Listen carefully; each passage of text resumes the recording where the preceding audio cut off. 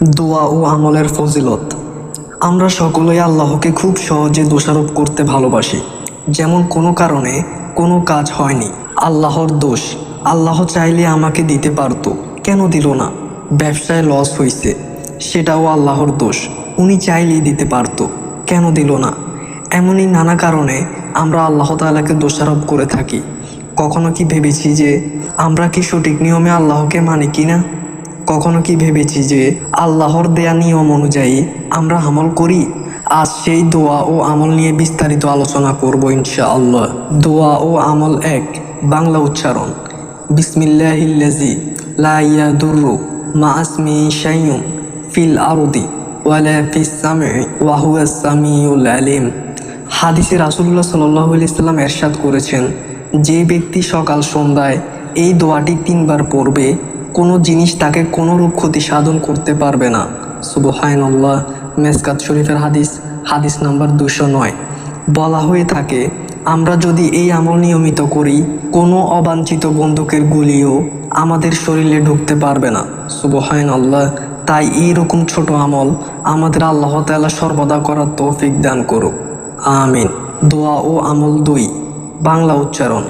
হাসবি আল্লাহু লা ইলাহা ইল্লা হুয়া আলাইহি তাওয়াক্কালতু ওয়া হুয়া রাব্বুল আরশিল আযীম। হাদিসে রাসূলুল্লাহ সাল্লাল্লাহু আলাইহি সাল্লাম ইরশাদ করেছেন, যে ব্যক্তি সকাল সন্ধ্যা এই আয়াত 7 বার পাঠ করবে, তাহার দুনিয়া ও আখিরাতের সমস্ত চিন্তা ভাবনার জন্য আল্লাহ পাক সমাধানকারী হয়ে যাবেন। সুবহানাল্লাহ। আবু দাউদ শরীফের হাদিস, হাদিস নাম্বার 53। দোয়া ও আমল 3।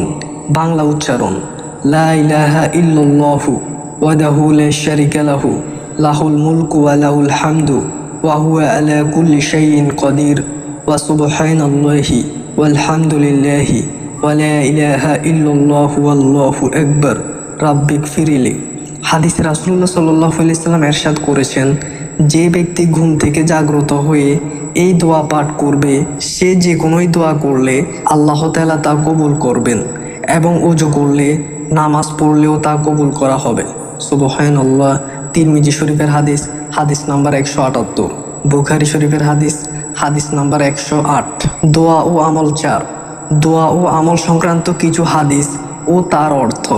রাসূলুল্লাহ সাল্লাল্লাহু আলাইহি সাল্লাম ইরশাদ করেন, যে ব্যক্তি প্রতিদিন 200 বার সূরা ইখলাস পাঠ করবে, তার 50 বছরের গুনাহ আল্লাহ তাআলা ক্ষমা করে দিবেন, কোনো প্রকার ঋণ ব্যতীত। মেশকাত শরীফের হাদিস, হাদিস নাম্বার 188। রাসূলুল্লাহ সাল্লাল্লাহু আলাইহি সাল্লাম ইরশাদ করেন, যে ব্যক্তি 10 বার সূরা ইখলাস পাঠ করবে, তার জন্য জান্নাতে একটি প্রাসাদ বানানো হবে। সুবহানাল্লাহ। আর যে ব্যক্তি 20 বার পাঠ করবে, তার জন্য জান্নাতে 2টি প্রাসাদ নির্মাণ করা হবে। যে ব্যক্তি 30 বার পাঠ করবে, তার জন্য 3টি প্রাসাদ নির্মাণ করা হবে। সুবহানাল্লাহ। তখন হযরত ওমর রাদিয়াল্লাহু তাআলা আনহু বললেন, ইয়া রাসূলুল্লাহ, আমরা আমাদের প্রাসাদ বেশি করব।